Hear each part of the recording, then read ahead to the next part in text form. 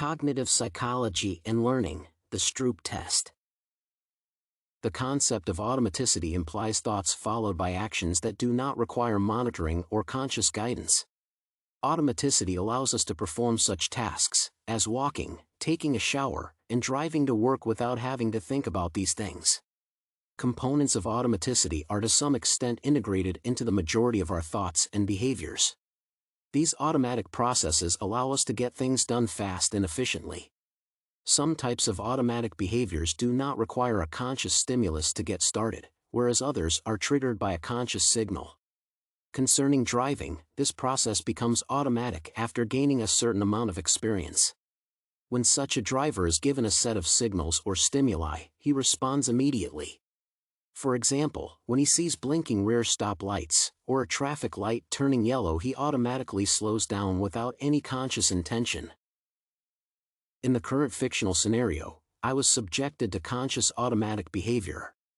I was perfectly aware of what I had to go through at the outset of my trip. I knew exactly that I needed to get home from work, and consciously got in the car and started driving, although I was not feeling too enthusiastic about the 1-hour trip, as I had a long stressful day.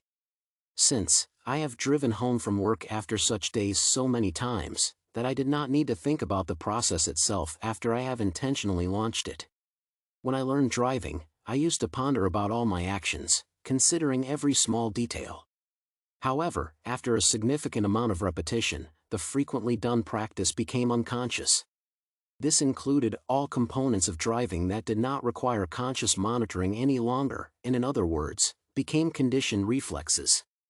The habit of stopping for the top light as well as moving along with the bottom light was also carried out at the level of automaticity. Besides, the principle of automatic behavior also influenced the top light to be recognized as red requiring a stop, and the bottom one as green that permitting movement. The constant practice of driving led to a mental behavioral repackaging that caused all details of the process to be combined into a sequence. Only a brief thought was required to set off this sequence, and when I saw the bottom light switch on, it was automatically recognized by this brief thought as green, even though the color of it was red.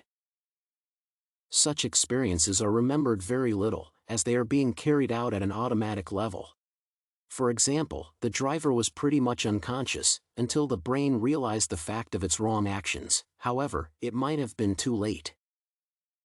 When an individual sees words that indicate colors, green, blue, red, printed in letters, which are of a different color, he pronounces the words at a slower pace and is more likely to make mistakes, compared to the situation where the words are of the same color that determines their semantic meaning. This phenomenon is called the Stroop effect.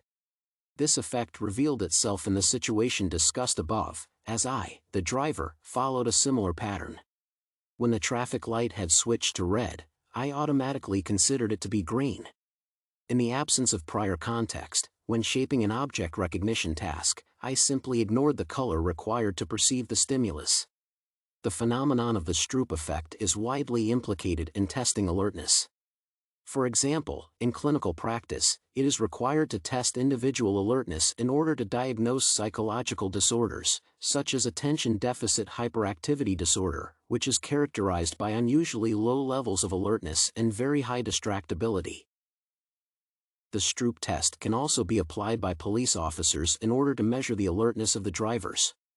This methodology may help reveal those drivers with medical conditions that do not qualify to operate vehicles due to individual pathology. Stroop test may be also useful for revealing violators that are driving under the influence, as some psychotropic substances tend to lower the level of alertness. Another useful application of this effect may be teaching a child to recognize primary colors, through the process of associative thinking. The names of the colors could be written with the color of the ink corresponding to the semantic meaning of the color. This way the child would learn how to interpret certain words and associate them with their meaning.